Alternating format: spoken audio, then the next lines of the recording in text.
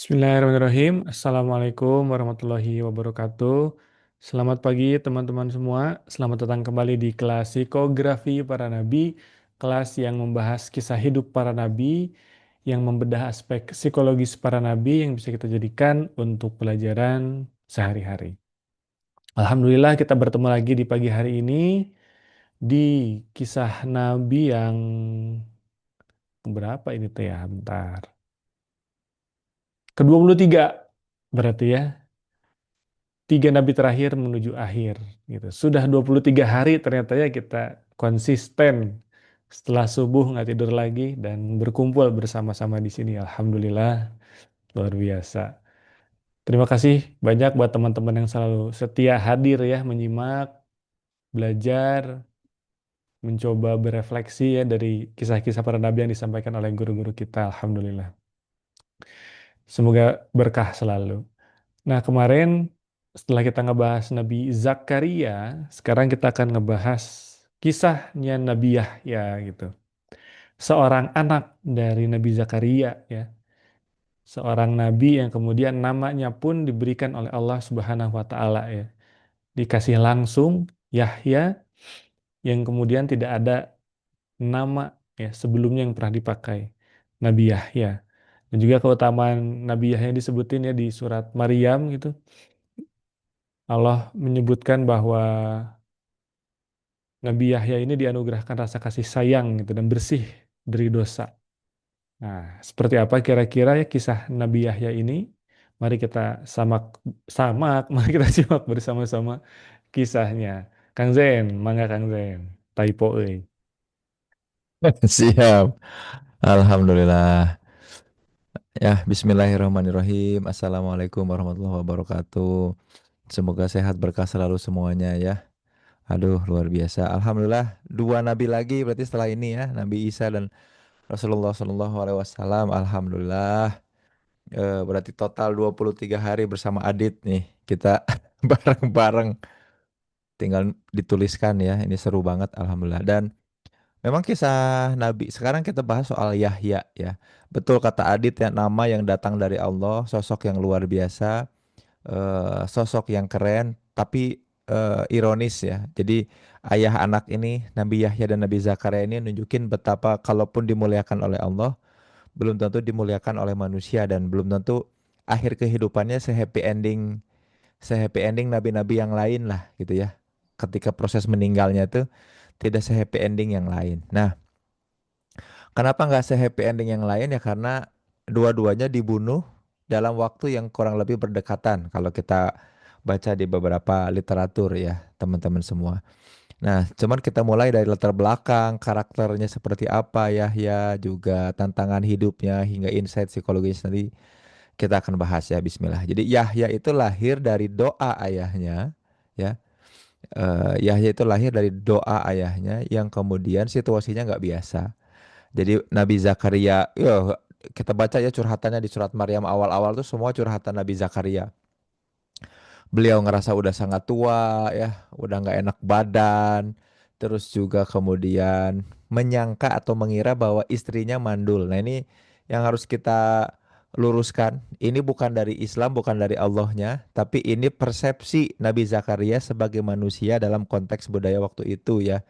Jadi kalau ada orang yang tidak punya anak ya atau tidak hamil-hamil itu suka nuduh bahwa yang mandul itu istrinya ya.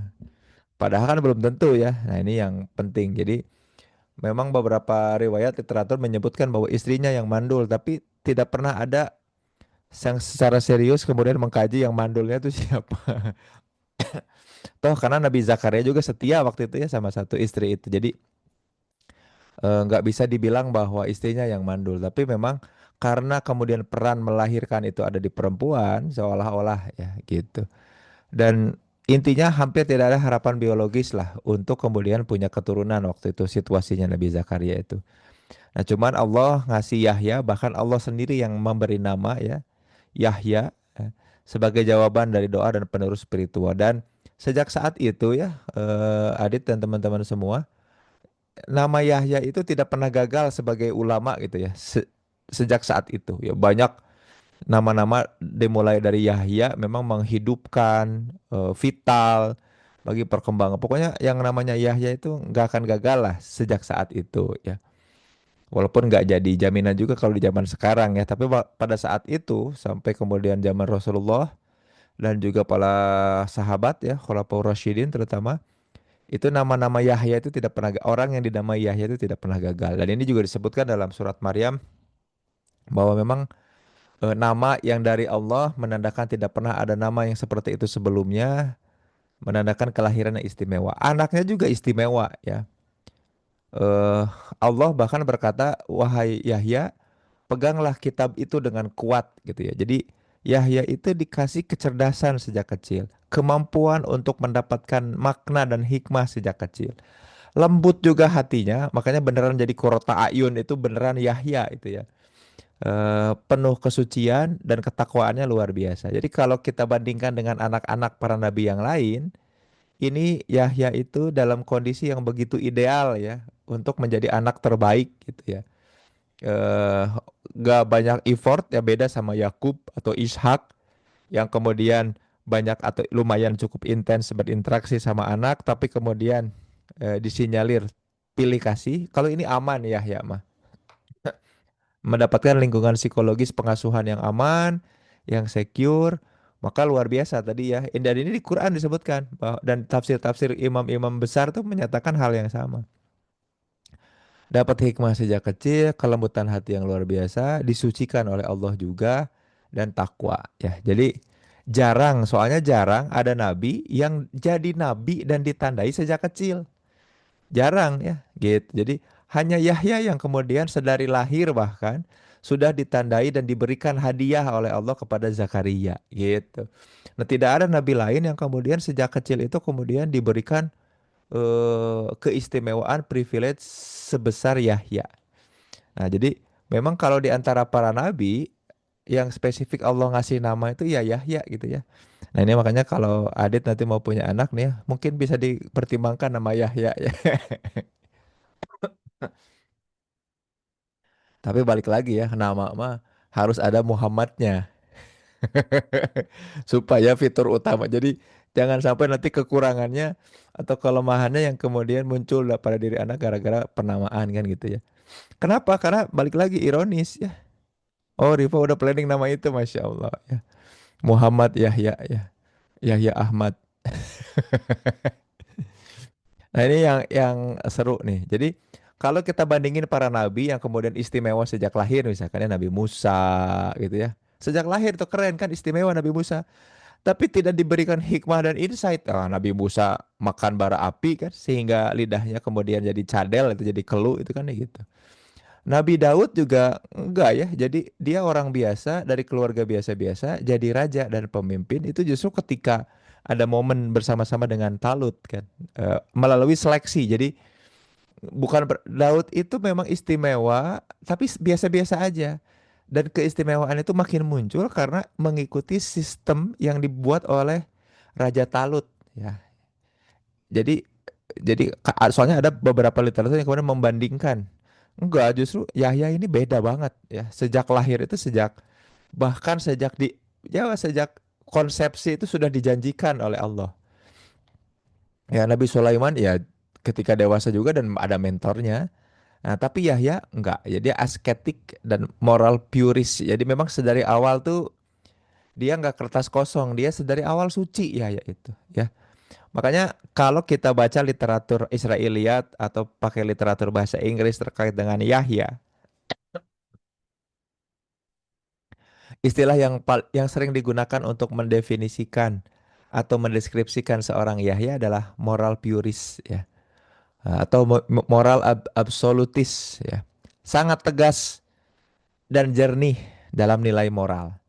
Jadi di antara semua para nabi yang paling jernih dan kemudian apa namanya, jernih, polos dalam segi moral dan tegas itu ya Yahya.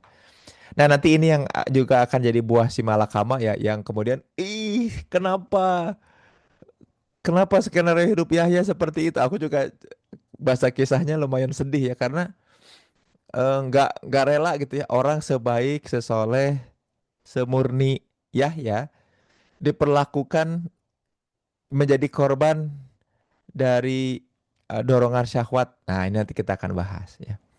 Kenapa? Karena Yahya itu tipe orang yang, nah ini, di antara para nabi jarang banget diceritain tentang cara atau gaya makan. Cuman Yahya yang kemudian banyak literatur atau riwayat tentang gaya makan. Jadi seperti apa gaya atau pola makannya? Sedikit makan, banyak ibadah, dan banyak berkholwat atau banyak menyendiri. Ya, jadi tukang itikaf, ya tukang menyendiri. Nah, cuman dari segi makanan ini menarik teman-teman.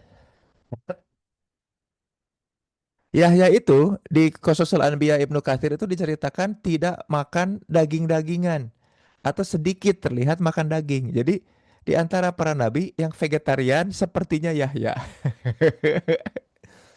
Ini menarik ya, fakta-fakta menarik, dan kisah-kisah itu sahih gitu ya, bukan kisah-kisah yang kayak waktu Ilyas atau Ilyasa gitu ya, cerita gosipnya Ilyas itu tidak pernah mati, datang lagi, hidup lagi, kan banyak tuh ya, tapi kan kisah-kisahnya doif-doif semua, lemah.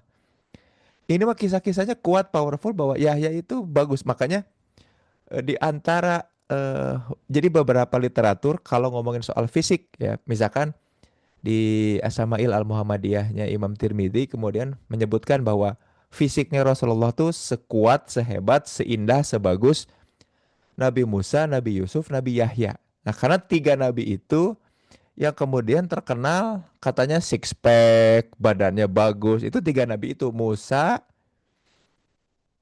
Yusuf, dan Yahya, yang ganteng, yang body goal lah gitu. Kalau yang lain ya digambarkan nggak, ya bapak-bapak aja, nggak orang yang atletis gitu ya. Nah, kalau ini Yahya tuh karena disebutkan dan banyak kisahnya tentang makanannya itu tadi ya, kebanyakan makan buah-buahan, buah-buahan dan sayuran.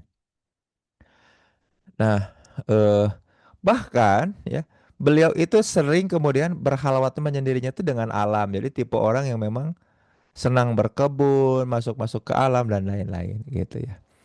Nah, sebetulnya kalau ngomongin Yahya dan Isa dan Zakaria itu tiga nabi itu tuh sejaman gitu ya. Jadi dalam sejaman itu berada pada abad atau senturi yang sama. Walaupun beda dekade ya, ya memang generasinya juga berbeda, tapi mereka pada kurang lebih pada abad yang sama. Zakaria ngasuh Maryam yang jadi ibunya Isa. Nah, nanti kemudian anaknya yaitu Yahya kurang lebih juga nggak jauh-jauh amat gitu ya. Jadi sebagian ulama itu nyebut Yahya itu lebih tua sedikit dari Isa. Jadi peran Yahya itu mempersiapkan masyarakat untuk kedatangan Isa. Ini kalimat ini ya, bahwa peran Yahya itu nyiapin masyarakat untuk siap menghadapi kedatangan Isa. Ini yang jadi nanti menginfluence Nabi Isa juga dalam kemudian mempersiapkan jamaahnya, masyarakat itu untuk kemudian kedatangan Rasulullah SAW.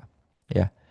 Dan Nabi Yahya ini nabi yang kemudian paling sering ya disebutkan ngajak orang-orang di sekitarnya bertobat dan membersihkan diri dari dosa. Ya. Nah, beda kalau yang lain ya, ada peradabannya kayak Idris, Nabi Nuh ada kesibukan membangun bahteranya, Nabi Musa kemudian sibuk untuk dapetin wahyu dan sempat ninggalin. Nah, ini Nabi Yahya ini berada di antara masyarakat atau lingkungan yang dia paling sering juga dan intens. Jadi walaupun suka menyendiri, tapi juga dan paling sering, paling intens. Jadi kalau disebut paling sering bikin kajian ya kayaknya Nabi Yahya. Ya, paling sering ngajak tobat dan lain-lain. Nah, tapi sebagai moral puris ya, sebagai orang yang kemudian memiliki atau orang yang ditugaskan dan bertanggung jawab dalam menjaga nilai-nilai moral, nah mau nggak mau dia harus menentang para penguasa. Jadi saking seringnya ngajak orang tobat, ngebersihkan diri dari dosa, tadi yang aku bilang ya, disinyalir paling banyak bikin kajian atau pertemuan, maka masyarakat atau orang-orang sekitar itu terekspos kan sama dakwahnya Nabi Yahya. Maka Yahya lambat laun banyak menyentuh hati masyarakat gitu. Yang membuat ya Yahya juga cukup viral ya, cukup terkenal, cukup dikenal di kalangan orang-orang sekitar, dan para penguasa mau nggak mau, suka nggak suka akan mendekati dan berusaha untuk sejalan dengan apapun yang disampaikan sama Yahya gitu. Jadi kalau di kita mah ustadz yang naik daun lah ya, mau nggak mau para penguasa pejabat yang mendekat kan gitu, ikut ngundang supaya juga jadi bagian, ngerasa jadi satu identitas dan lain-lain. Nah itu yang kemudian muncul. Jadi Yahya pun pada akhirnya dirangkul oleh kekuasaan ya. Dan memang cara beliau yang lembut walaupun tegas ya, jadi mungkin mirip siapa ya kalau di kita tuh agak susah juga. Nah, cobaan ada di satu titik kemudian kedekatan dengan penguasa akhirnya jadi buah si malakama. Nah, ini yang pengen aku ceritakan dan ini jadi ironi bagi dakwahnya Yahya ya. Nah, kira-kira belajar apa ya? Dia ngajarin apa Allah itu terkait dengan kisah Yahya. Nah, kita mulai dulu dari konfliknya seperti apa nih ya. Jadi konflik terbesar Yahya adalah menentang penguasa. Bukan menentang, tapi sebenarnya diawali dari eh, konsistensi dia berdakwah, banyak terekspos dan exposure-nya ke beliau tinggi, orang-orang jadi pada suka, orang-orang mulai nurut, diajak tobat, pejabat mendekat, kan gitu ya. Nah, dalam beberapa literatur ada raja, salah satu raja dari Bani Israel yang juga kemudian sering ngundang, sering berinteraksi sama Yahya dan juga berkonsultasi sama Yahya terkait itu. Nah, ini hati-hati Dit nanti ya. Kalau punya anak namanya Yahya, dia akan jadi moral purist ya, sehat secara fisik ya, makannya bagus ya, bergizi ya, walaupun nggak gratis ya. Aku sampai sekarang masih suka ketawa Dit kayak gini apa ya. Barang siapa yang makan MBG lalu dia meninggal, maka ia akan meninggal dalam keadaan bergizi, cina gitu. Ah, nah ini moral purist ya. Jadi dia akan disukai banyak orang, kurota ayun bagi orang tuanya, ya jawaban atas doa-doa orang tuanya, bukan jawaban kehadirannya secara fisik aja, tapi secara mental juga. Kemudian dia jadi tadi penyejuk jiwa para orang tuanya, terutama ayah ibunya. Nah, cuman dan disukai sama masyarakat juga, disukai oleh pejabat. Nah, tapi aku sepertinya akan pengen ngajak teman-teman buat melihat gini. Ternyata disukai oleh pejabat pun tidak membuat syahwat-syahwat itu terkendalikan. Syahwat apa? Syahwat pejabat maksudnya.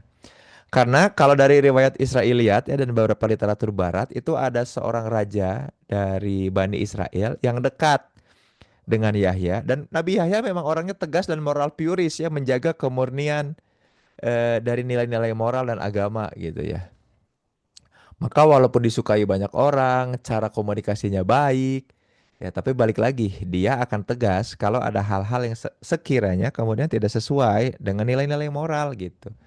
Nah, ada seorang raja di beberapa literatur disebut sebagai Raja Herod Antipas ya atau Raja Herod nih ya.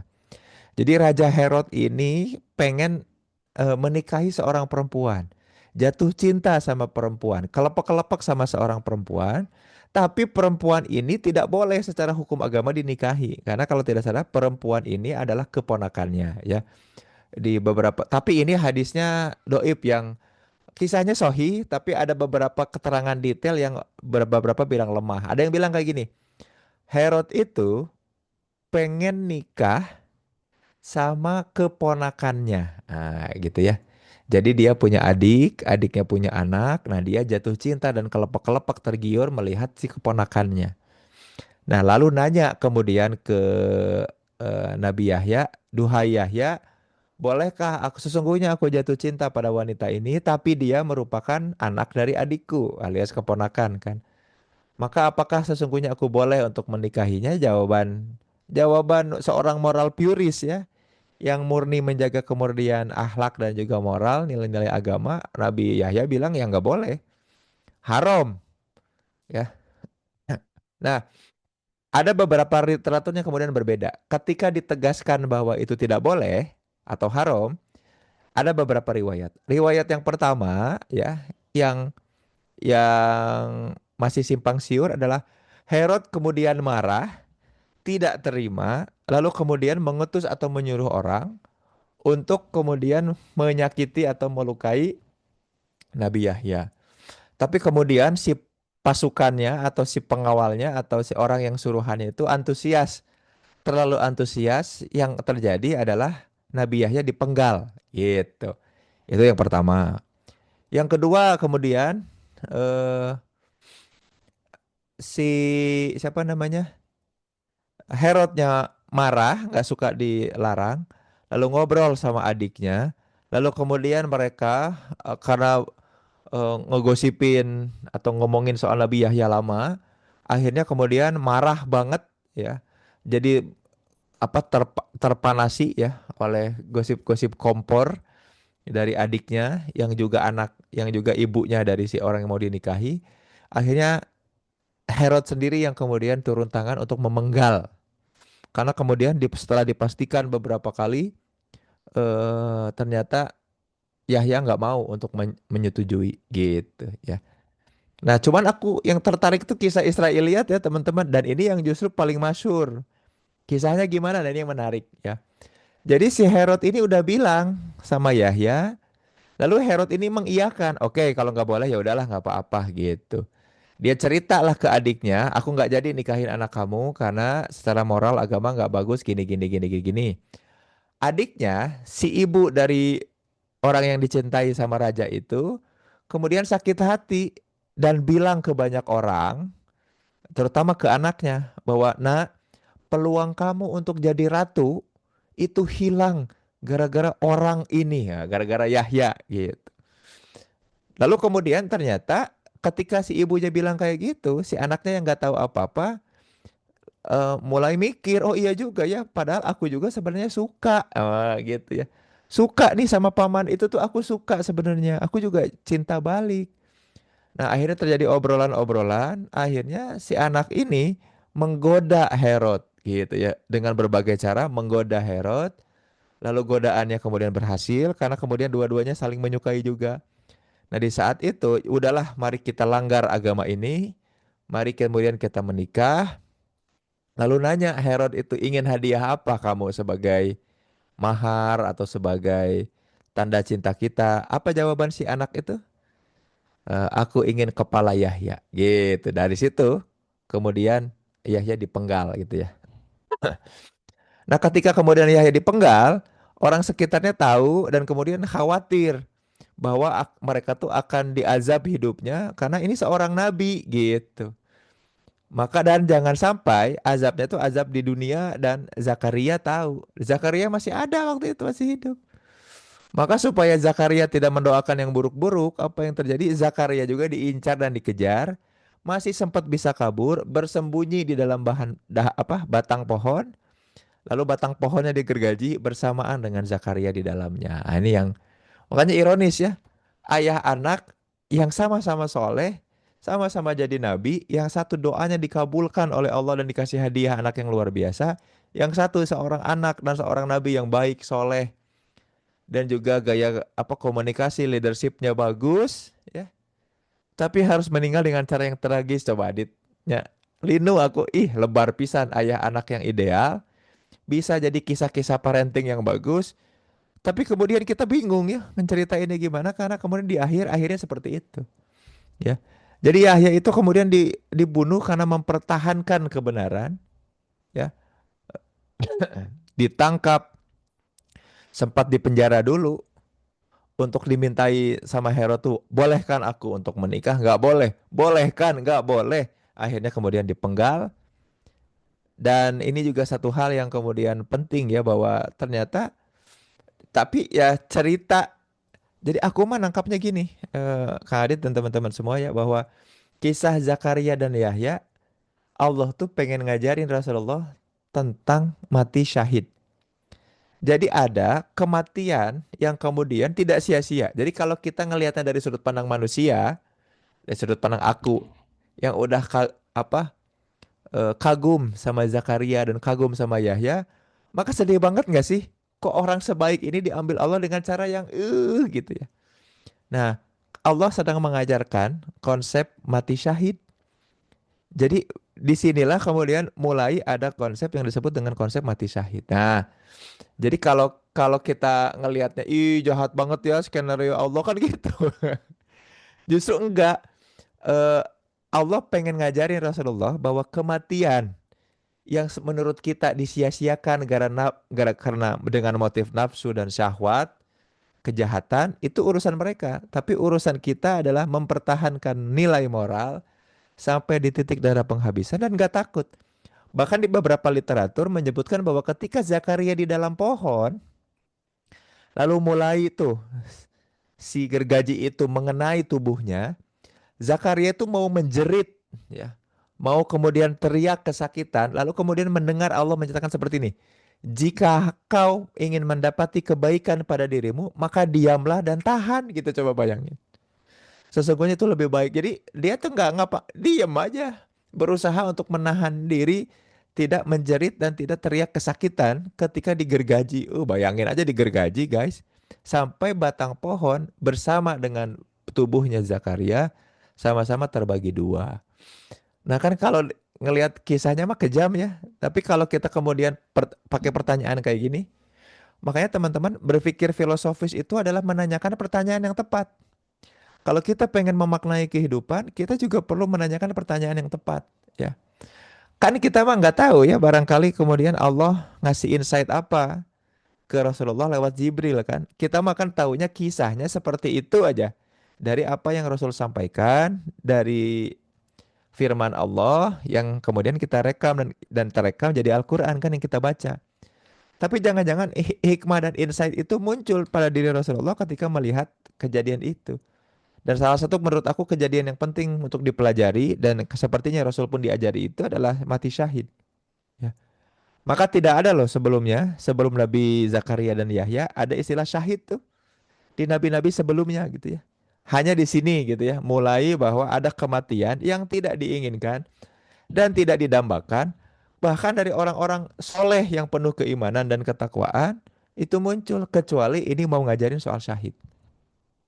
Ya. Bayangkan dari sangat muda jadi nabi, menerima hikmah sejak masa kanak-kanak, hidup yang sangat asketis ya. Asketis itu artinya nggak mimpin kerajaan. Jadi asketis tuh tipe kehidupan yang jauh dari glamor, bukan nabi-nabi yang berkuasa.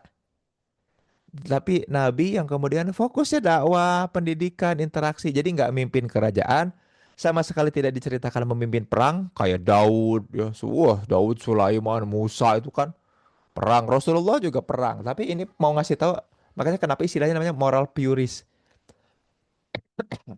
Memang kerjaannya, kegiatannya cukup di situ aja, nggak kemana-mana. Dan hidupnya sangat sederhana ya, dilihat dari makanannya. Bayangin aja jarang makan daging tuh ya, nggak pernah. Mungkin beliau Nabi Yahya nggak tahu apa itu medium, rare, well done, itu nggak tahu gitu ya. Nah, tapi kalau ngomongin soal ketegasan, oh jangan ditanya ya. Beliau akan bilang iya iya tidak tidak gitu. Nah, ini juga yang diajarkan kepada Rasulullah ya. Paham resiko-resiko besar, tapi dia lebih memilih itu ya. Maka integritas moral penting, kesucian hati penting, kebersihan menghadapi kekuasaan penting, tapi juga ini jadi penyejuk hati Rasulullah ketika tekanan penguasa Quraisy mulai besar, terutama dari sisi ancaman-ancaman pembunuhan dan juga penolakan masyarakat. Jadi ya wajar ya kalau jadi nabi menyatakan kebenaran kita tidak disukai. Wajar banget. Tapi bukan cuma tidak disukai, tapi sampai diancam pembunuhan oleh kekuasaan. Bayangin, yang kritik disiram air keras coba. Dan tidak pernah ada, kemarin aku baca beritanya tadi malam itu ya, apa namanya? Advokat dari Andri ini yang kemudian disiram wajahnya itu. Polisi itu sama sekali tidak mengambil barang bukti, tidak mencari barang bukti, tidak serius melakukan penyelidikan. Coba bayangin.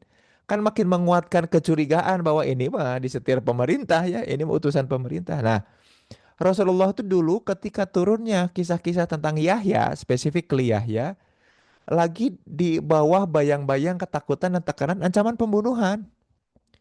Atau ginilah, katakanlah Rasulullah berani untuk diancam pembunuhan. Tapi yang diancam bukan cuma Rasulullah, tapi keluarganya, kabilahnya, keluarga besarnya. Gitu.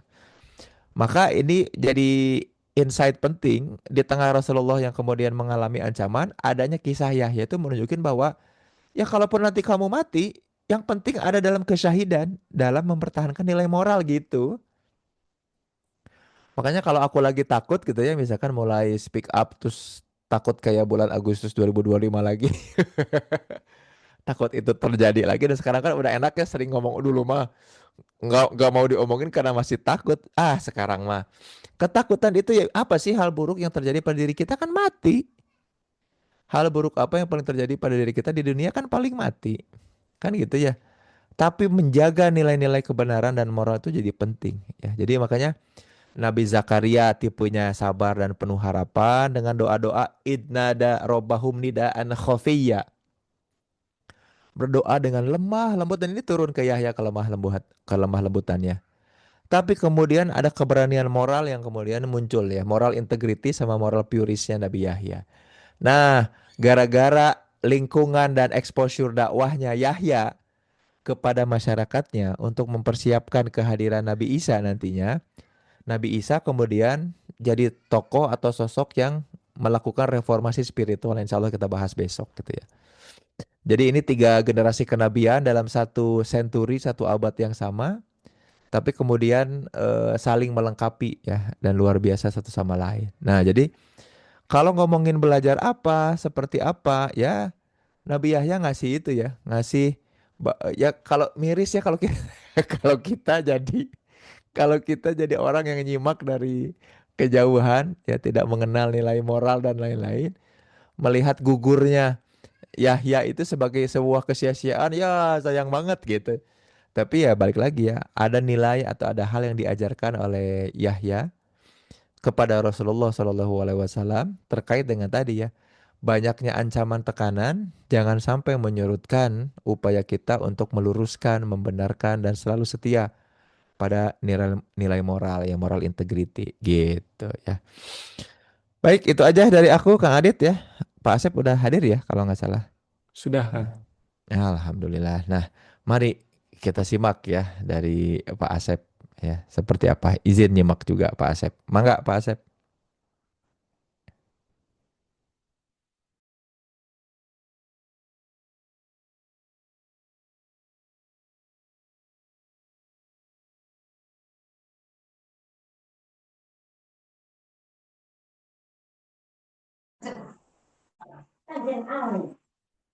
Assalamualaikum warahmatullahi wabarakatuh. Sahabat-sahabat sekalian, kita lanjut. Insya Allah hari ini adalah kita bicara berkaitan dengan Nabi Yahya.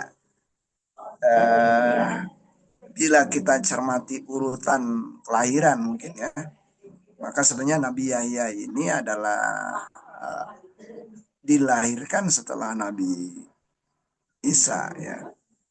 Nah, jadi mungkin memang kalau kita lihat runut, ya kita lihat runut, ya memang kalau di dalam tradisi-tradisi Bible, ya Yahya ini atau seringkali juga dinyatakan sebagai Yohanes ini kan adalah ada yang namanya John Sang Pembaptis gitu ya. Nah, itu di dalam tradisi-tradisi mereka. Jadi bahwa kelak adalah orang yang melakukan pembaptisan kepada Isa bin Maryam itu adalah Yahya ini. Nah, Yahya ini berarti berkaitan dengan Nabi Isa adalah saudara ya. Jadi Nabi Yahya ini adalah putranya Nabi Zakaria. Nah, Nabi Zakaria itu adalah berarti paman lah atau mungkin uaknya Siti Maryam ya. Nah, jadi sebenarnya kalau kita lihat dari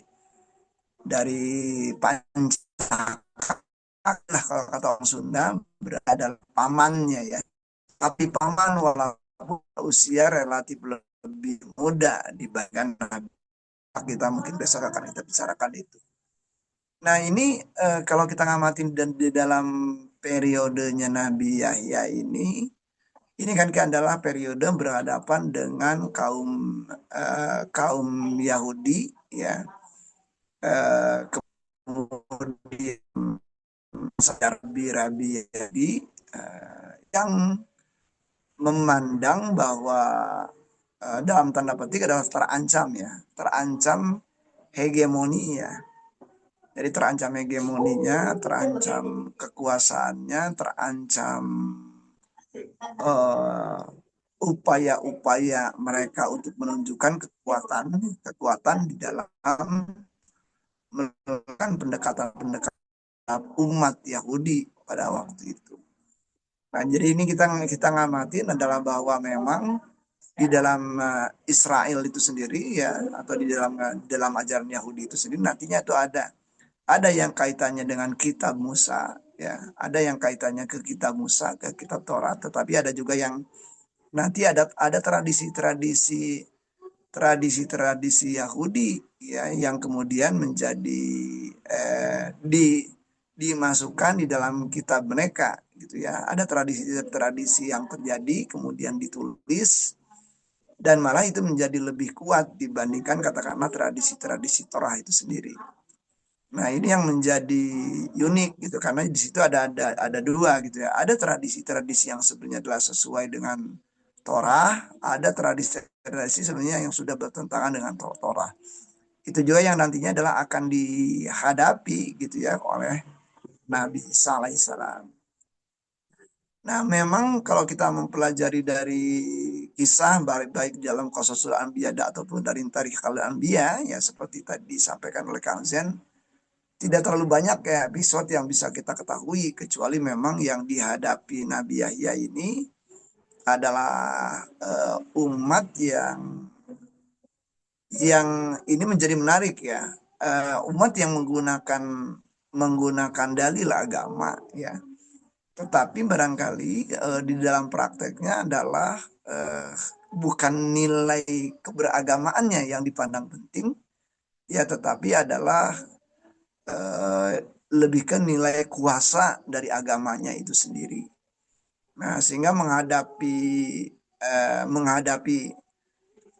kaum yang seperti ini jauh relatif lebih sulit. Ya, nanti kita juga melihat di dalam episode Nabi Muhammad juga menghadapi gitu ya, ada sekelompok kaum yang kata Nabi Muhammad adalah ibaratnya adalah Quran sangat dihafal gitu ya.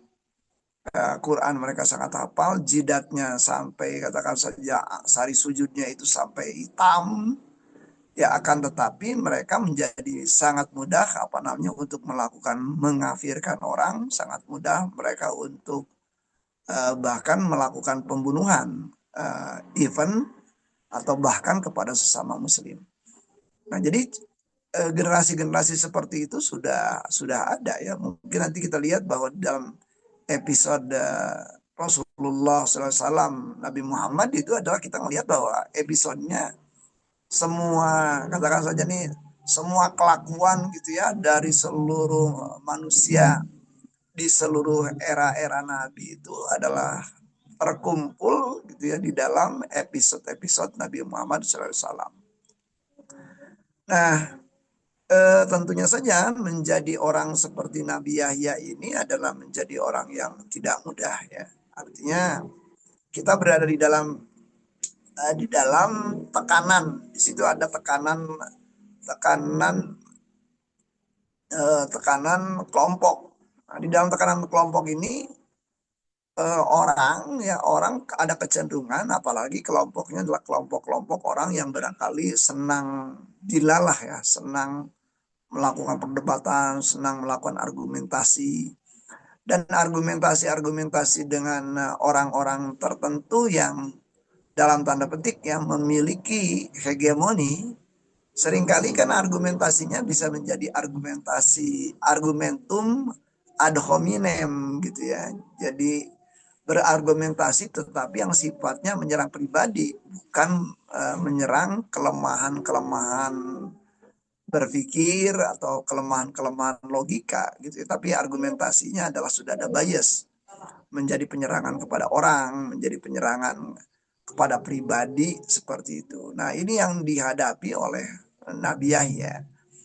Dan itu adalah akhirnya juga menjadi seperti orang kemudian berhadapan. Jadi Nabi Yahya berhadapan dengan umat yang di satu sosok ada Nabi Yahya alaihissalam, tapi di sisi lain juga ada kaum, katakan saja para pemuka agama ya, yang mereka ngerasa adalah menjadi seakan-akan otoritas kebenaran, otoritatif kebenaran, dan problemnya mereka adalah justru menyimpang dari jalan kebenaran itu sendiri, gitu ya. Nah ini kan jadi menarik ya. Jadi di satu titik mereka memegang gitu ya dalil-dalil keagamaan, tetapi di sisi lain dalil-dalil keagamaan itu sendiri seringkali bertentangan dengan yang didalilkan itu sendiri.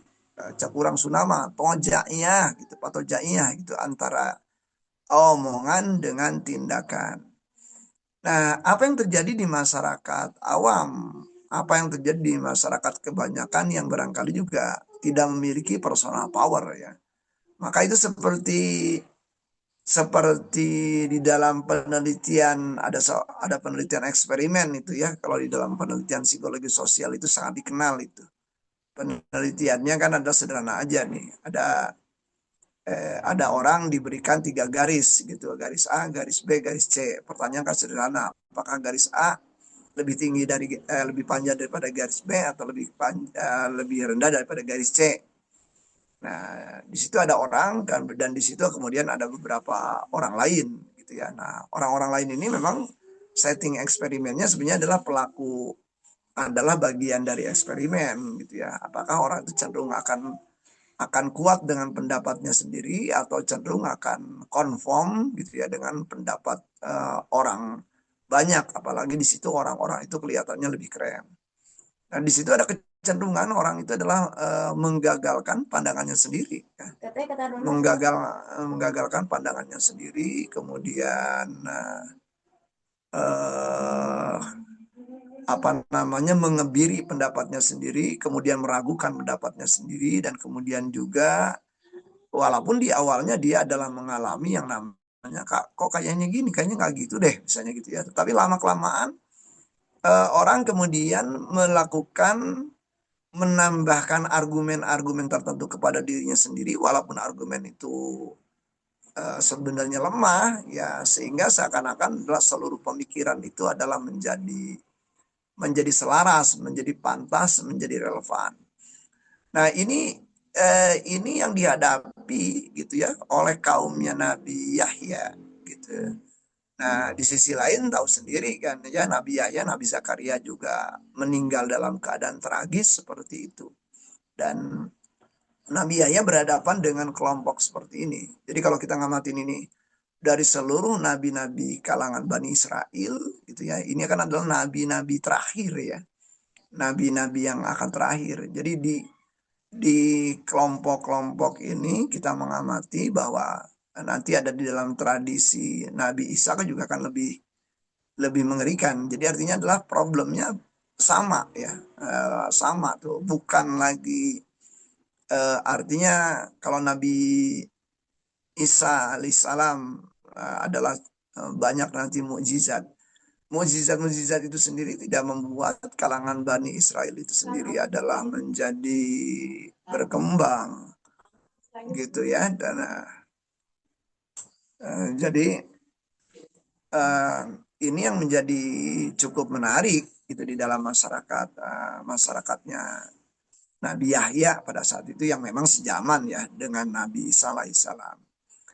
Nah, sahabat-sahabat sekalian, apa iktibarnya bagi kita? Ya, iktibarnya bagi kita memang menyeru ke orang itu memang akan sangat tidak mudah, gitu ya. Apalagi kalau kita tidak dipersepsikan oleh masyarakat tertentu adalah mempunyai power, ya. Mempunyai power. Jadi katakanlah power sekedar menyeru kebenaran seringkali juga menjadi ya kalau dikatakan sia-sia tuh enggak juga ya, tetapi barangkali kurang powerful itu kalau berhadapan dengan orang-orang yang memang di dalam benaknya sendiri sudah ada bias ya. Bias memandang bahwa orang yang bicara itu ya perlu punya kredibel. Nah, cilakanya kalau kredibilitas itu diberikan bukan kepada konten gitu ya. Jadi bukan kontennya kredibel itu. Jadi bukan apakah memang yang disampaikan itu benar, baik, bermanfaat, bermakna gitu. Bukan kepada situ, tetapi siapa yang menyampai kontennya, layak didengar atau tidak, siapa dia, bagaimana kedudukan dia di masyarakat. Nah, sehingga ada sebuah pernyataan ya dari baginda Rasul misalnya unzur mangkola wala tanzur mangkola, itu kan bahwa perhatikan apa yang disampaikan gitu ya, bukan siapa yang menyampaikan. Itu kan sebenarnya adalah dalam rangka untuk menghindari bias, tetapi justru bias itu yang paling banyak dilakukan ya. Sehingga ada peringatan seperti itu pun juga menunjukkan bahwa memang tantangan kita adalah bagaimana kita menerima sebuah kebenaran gitu ya, kebenaran. Nah, kembali di era sekarang. Nah, di era sekarang ini ada buku sekitar 15 tahun yang lalu ya. Buku itu adalah judulnya itu adalah Matinya Kepakaran. Cukup menarik tuh. Jadi buku itu judulnya itu adalah Matinya Kepakaran. Jadi kita bahkan saat ini tidak lagi ngelihat seorang pakar gitu ya. Jadi pakar itu menjadi sia-sia gitu. Mungkin Kang Zen misalnya kan dokter psikologi. Bisa jadi Kang Zen akan kalah gitu ya. Akan bahkan pendapatnya dianggap tidak relevan gitu di zaman saat ini. Ketika misalnya ada orang yang bukan psikologi, bukan dokter, bukan peneliti, bukan saintis, tapi dia barangkali paling banyak nulis, paling banyak ngomong, paling banyak muncul, katakan saja di TikTok, paling banyak muncul. Nah, sehingga katakanlah seluruh isi yang namanya TikTok hingar-bingar gitu ya oleh orang ini gitu. Nah, bahkan dia bisa menggelari dirinya wah profesor psikologi gitu ya. Nah, itu cukup banyak ya. Jadi cukup banyak kejadian-kejadian di saat ini adalah kepakaran itu mati gitu. Nah, jadi artinya juga ini cukup menarik juga gitu ya. Banyak bahkan di kalangan psikologi ini sedang terjadi gitu. Ada orang yang nggak tahu dari mana karena dia paling paling banyak konten. Kemudian orang ini bisa masuk ke dalam sebuah ikatan psikolog klinis ya. Dan kemudian di ujung hari menyesal nih ikatan psikolog klinis ini karena orang ini ternyata nggak pernah jadi psikolog. Setelah dilacak ke kampusnya juga nggak pernah lulus gitu ya. Nah, kemudian dia ngaku dokter, ternyata setelah dilacak juga boro-boro dokter gitu lah. Namanya magister psikologi pun juga enggak gitu. Nah, jadi cukup banyak saat ini adalah orang yang kadangkala kita lebih mempercaya kepada orang itu adalah lebih ke karena dia ngomongin konten tertentu seakan-akan kita pandang bahwa dia adalah piawai di dalam konten itu dan menjadi peneliti di konten itu. Nah, jadi bahkan kalau seperti orang seperti Kang Zen yang udah jelas ya, susah payah itu bertahun-tahun dalam rangka menjadi dokter ngomong, misalnya mengkritik orang itu karena pendapatnya tidak sesuai katakanlah dengan kaidah ilmiah, yang diserang adalah justru Kang Zen. Itu yang barangkali yang terjadi di eranya Nabi Yahya alaihissalam gitu. Artinya kita mendapatkan kemenangan justru gara-gara tadi ada yang terdengar bicara, padahal sebenarnya yang hingar bicara itu adalah kalau dilihat dari kredibilitas dari isi ya adalah sangat tidak kredibel gitu, akan atau bahkan sangat bertentangan. Nah, ini yang barangkali saat ini adalah kita ngelihat kita media sosial membuat adalah apa yang viral gitu ya itu adalah yang benar gitu. Jadi artinya adalah siapa yang hingar-bingar, siapa yang mendapatkan like banyak, itulah yang benar. Kita berada di dalam era itu. Nah, sehingga yang namanya kola gitu ya. Sebuah pernyataan itu menjadi apa ya? Istilah yang tepat adalah sebuah pernyataan enggak serta merta benar gitu ya. Kalau dia menjadi sayup-sayup bahkan tak terdengar. Nah, karena itu barangkali saat ini kita berada di dalam sebuah peperangan berpikir ya, Dago Zulfikri betul gitu ya. Kalau misalnya saja kita membiarkan hal-hal seperti ini, ya membiarkan hal-hal seperti ini, diam saja. Jadi artinya juga para pakar kalau nggak bicara lebih parah lagi gitu kan. Berarti orang-orang itu berarti ya cuma taunya dari orang yang sebenarnya nggak pakar, orang yang sebenarnya juga nggak ahli, tetapi mereka adalah berisik gitu di dalam platform yang ada. Nah, cilakanya yang berisik ini akhirnya dianggap pakar, ya dianggap kemudian dia ahli, dianggap dia hebat. Nah, sehingga kita ngelihat misalnya saja ada orang yang bukan dokter ngaku dokter, ada orang yang sebenarnya juga dia berkali-kali daftar gitu ya, kemudian juga dia mengaku dokter dan kemudian publik percaya bahwa dia dokter, padahal misalnya saja orang itu ya S2-nya nggak tamat, S3-nya juga nggak tamat, bahkan misalnya saja juga dari kampusnya juga menyatakan bahwa mereka tidak pernah meluluskan orang ini jadi dokter. Yang lebih kacau lagi, ada sejumlah orang yang kemudian mengaku dirinya adalah sebagai profesor, padahal cuman S1 gitu ya. Nah, padahal udah ketahuan bahwa profesor itu sendiri adalah yang namanya sebuah sebuah apa ya, sebuah urut-urutan, sebuah kepangkatan. Profesor itu adalah gelar tertinggi ya cuma doktor, gelar akademik. Profesor itu bukan gelar akademik ya. Profesor itu adalah jenjang kepangkatan ya di dalam katakan saja alur karir seseorang sebagai pengajar di perguruan tinggi. Nah, ini kita berada di dalam era itu. Jadi era di mana kredibilitas itu lebih dipandang dari yang viral. Kredibilitas dipandang dari seberapa like. Kredibilitas dipandang dari seberapa itu cocok dengan kami gitu ya. Jadi bukan berkaitan dengan kebenaran. Karena kebenaran itu seringkali seperti baginda Rasul nyatakan, katakanlah kebenaran walaupun itu pahit gitu ya. Nah, ini kan kalau kita ngamatin di umat Nabi Yahya itu seperti itu gitu ya. Jadi artinya adalah seakan-akan ada ngeklik gitu ya antara umat katakanlah dengan para pemukanya kan gitu. Antara pemukanya dan Nabi Yahya berada di kelompok itu. Nah, jadi Anda bisa ngamatin bahwa bagaimana seorang profesor menjadi sangat goblok gitu saat ini dibandingkan dengan orang yang asal bunyi gitu ya. Tetapi yang asal bunyi ini adalah punya pengikut yang cukup banyak. Anda bisa ngamatin itu di beberapa stasiun televisi gitu ya, ada perdebatan di situ antara seorang profesor yang memiliki keahlian gitu dalam historian ya, di dalam sejarah gitu, di dalam sejarah ya, dia adalah sejarawan gitu, itu bisa digoblok-goblokin dengan orang yang sebenarnya adalah nggak tahu apa-apa, nggak punya apa-apa, tetapi dia mempunyai pengikut banyak gitu di dalam media sosial. Dan kalau kita baca media sosialnya, masya Allah gitu ya, bahwa orang-orang itu benar-benar cuma ngelihatnya bahwa ini adalah yang kukagumi, nggak peduli pendapatnya benar atau keliru, tetapi dia wajib dibela. Nah, ini menjadi mengerikan gitu ya. Dan ini kan berarti orang sudah mabuk gitu ya.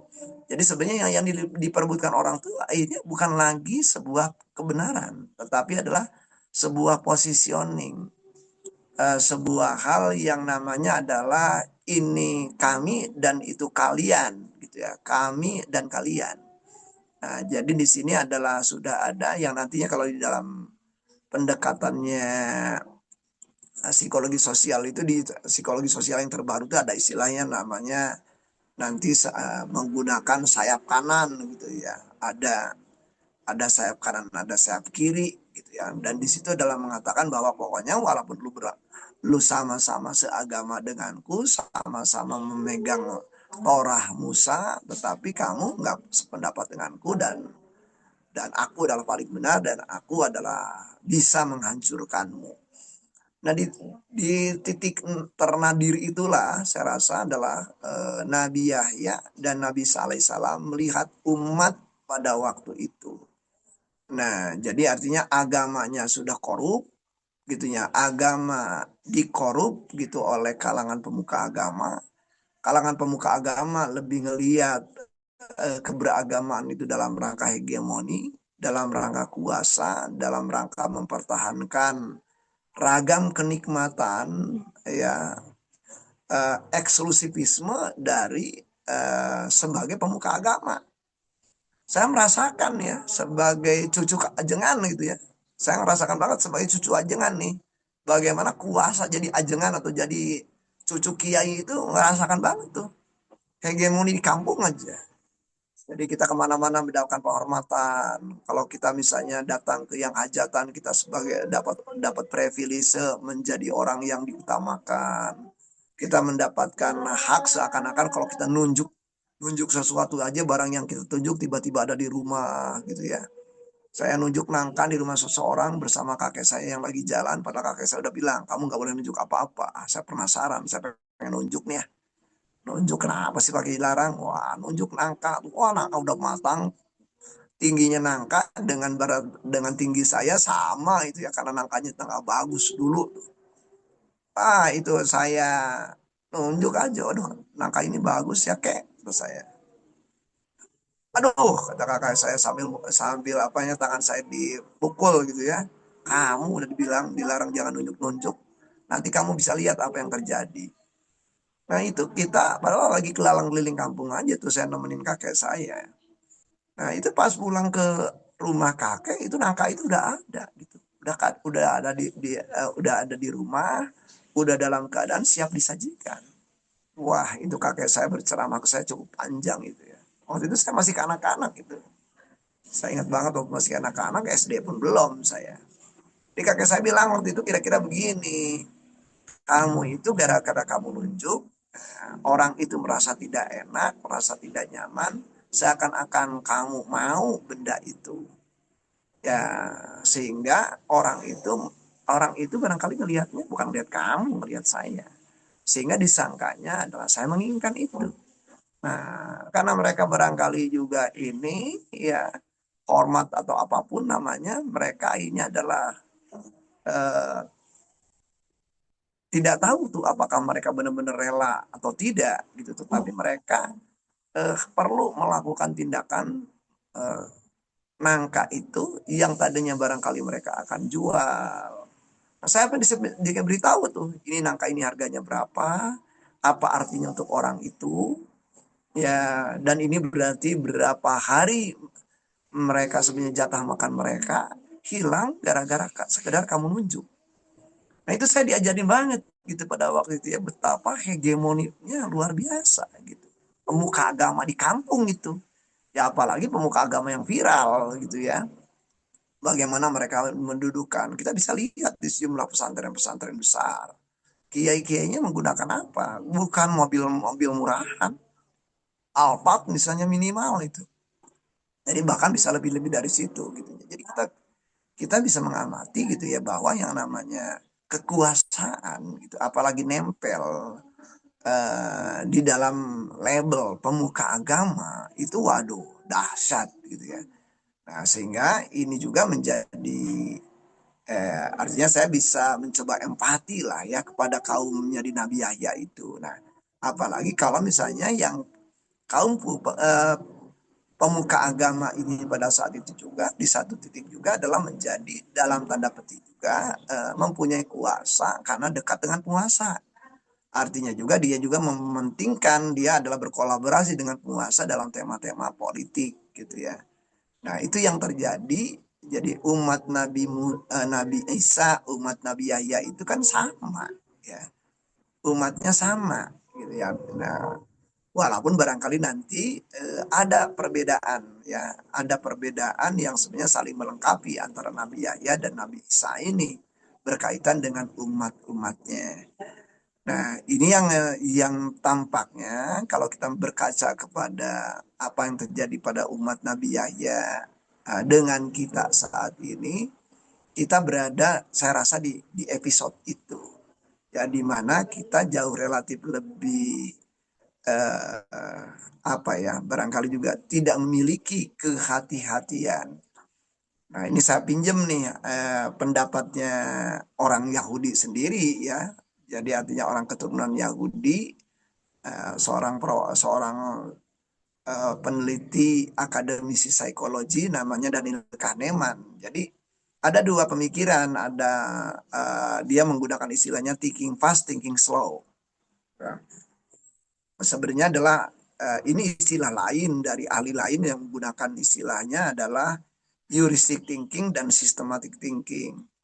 Nah, jadi dinyatakan sebagai thinking fast itu adalah sebuah pemikiran yang sambil lalu ya tidak hati-hati kemudian ada bias emosi, kemudian juga adalah dibutuhkan adalah dalam waktu yang cepat dan singkat. Nah, sementara ada lagi yang namanya thinking slow. Nah, thinking slow itu ahli lain menggunakan termnya itu adalah systematic thinking. Sementara thinking fast tadi adalah heuristic thinking. Nah, thinking slow ini ya adalah kenapa jadi slow? Karena perlu keberhati-hatian, perlu pengecekan, perlu penelitian, perlu verifikasi, ya, perlu pemastian, perlu ngelihat apakah koheren atau tidak nih sebuah berita. Nah, sehingga juga perlu dicek argumennya, perlu diperhatikan apakah bukti-buktinya itu sendiri sebagai pendukung itu adalah bukti yang valid atau tidak. Nah, sehingga hasilnya berarti adalah perlu lama gitu ya untuk mengambil sebuah putusan. Nah, kaum kaum Nabi Yahya mengajak orang tentunya saja supaya melakukan kecermatan gitu ya. Menggunakan pendekatannya adalah thinking slow. Sementara umatnya udah kadung ya thinking fast gitu ya. Nabi Yahya menggunakan dakwah mengajak orang supaya lebih cermat, lebih hati-hati, ya, lebih berorientasi kepada kebenaran, ya. Sementara umatnya dan tentunya saja para pemuka agama pada saat itu adalah justru memanfaatkan betul ragam bias tadi sehingga mereka adalah menjadi thinking fast. Nah, ini juga menjadi unik di saat ini. Jadi kalau kita misalnya melakukan perdebatan saat ini lebih mengerikan sebenarnya. Karena kita berdebat itu bukan lagi debat. Ya, jadi perdebatan di media sosial itu seringkali perdebatan bukan lagi kepada fakta, kepada objektif gitu ya, tetapi kepada tadi siapa yang banyak pengikutnya. Nah, sehingga di situ adalah alih-alih kebenaran yang kita dapat, kita mendapatkan rasionalisasi, kita mendapatkan intelektualisasi. Namanya rasionalisasi bukan rasional banget gitu karena di situ ada yang namanya ada logika berpikir Proktetakus ya. Itu adalah seorang tokoh dari mitologi Yunani gitu ya. Kalau ada tamu dia, maka kalau tamunya itu harus disesuaikan dengan ranjangnya. Nah, kalau tamunya ketinggian, tinggi berarti kalau dia dibaringkan berarti kan panjang. Nah, kalau tamunya lebih panjang daripada ranjangnya, maka tamu itu wajib dipotong supaya pas dengan panjangnya ranjang. Tetapi kalau misalnya tamu itu lebih pendek, maka dia wajib ditarik sehingga melar sampai cocok dengan panjangnya ranjang. Nah, logika yang seperti itu ada. Jadi mencocok-cocokkan kebenaran gitu ya. Nah, sehingga di dalam rasionalisasi itu kan ada begitu. Ada tindakan mencocok-cocokkan, ada tindakan ngepas-ngepaskan. Kemudian juga sama juga intelektualisasi sehingga sesuatu itu supaya adalah terlihatnya adalah keren, maka dia perlu dikemas gitu dalam bentuk katakanlah intelektualisasi seperti itu. Itulah yang terjadi di zaman Nabi Yahya dan itulah juga yang barangkali makin mahabu ya, itu dalam bahasa sekarang ya, makin merajalela gitu keadaan seperti itu di era sekarang. Nah, berarti tantangannya sama seperti kisah Nabi Yahya. Nabi Yahya akhirnya jadinya kan sendirian. Seakan-akan kalau kita ngamati Nabi Yahya itu berhasil kasih dakwah. Ya, di masyarakat-masyarakat seperti ini tentunya saja Nabi Yahya ada pengikutnya. Seperti Nabi Isa juga ada pengikutnya. Cuman pengikutnya ya pastinya sangat jarang, sangat tidak banyak. Dan seringkali pengikutnya bukan dari kalangan-kalangan elit kan gitu. Bukan dari kalangan-kalangan orang yang berkuasa, tetapi adalah kalangan-kalangan yang mau ya melakukan thinking slow gitu kan, mau benar-benar menggunakan akalnya, mau benar-benar menggunakan irodahnya, mau menggunakan afidahnya ya sehingga mereka adalah bisa dapat menerima kebenaran dan dapat menolak atau menghindari kemungkaran. Nah, semoga kita semuanya adalah terhindar dari sikap-sikap yang selama ini menjadi sikapnya kaum Nabi Yahya. Dan semoga kita semua juga bisa mengikuti jejak Nabi Yahya. Seberat apapun dalam dalam menyeru kebenaran, di area manapun kita bisa menyeru kebenaran, kita berusaha membawa orang adalah untuk berpikir benar. Ya, untuk berpikir bebas dari melakukan bias kognitif, berpikir yang merdeka dan berpikir yang berorientasi kepada Tuhan Sang Pencipta Alam. Demikian, terima kasih. Assalamualaikum warahmatullahi wabarakatuh. Waalaikumsalam warahmatullahi wabarakatuh. Ya, terima kasih banyak Pak Asep atas pemaparannya ya. Banyak sekali pelajaran yang bisa kita ambil dari kisah Nabi Yahya ini, terutama tadi ya soal betapa sulitnya kita tuh mempertahankan kebenaran dan nilai di tengah viralnya kesesatan, di tengah viralnya orang-orang yang mengkampanyekan sesuatu yang mungkin belum tentu benar gitu. Maka di tengah keadaan seperti ini kita dituntut untuk lebih lambat dalam berpikir ya, lebih slow untuk mengevaluasi pilihan dan lebih tenang dalam mengambil keputusan. Maka dari itu semoga kita semua teman-teman yang ada di sini diberikan kekuatan untuk mempertahankan nilai iman dan Islam yang kita pegang agar kita bisa terhindar dari fitnah-fitnah, terutama fitnah akhir zaman ya, yang bisa menyesatkan kita dari rahmatnya Allah Subhanahu wa taala. Baik teman-teman, terima kasih banyak atas partisipasinya di pagi hari ini.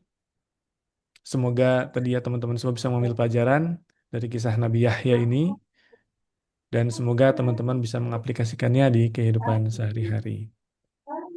Karena sudah sampai di akhir pertemuan, kita akhiri saja dengan doa kafaratul majelis. Subhanakallahumma wa bihamdika asyhadu an la ilaha illa anta astaghfiruka wa atubu ilaik. Sekali lagi terima kasih teman-teman semua telah hadir dan setia menemani ya. Selamat beraktivitas. Aku Aditya Ramadan pamit mewakili tim Sintesa. Assalamualaikum warahmatullahi wabarakatuh. Waalaikumsalam warahmatullahi wabarakatuh.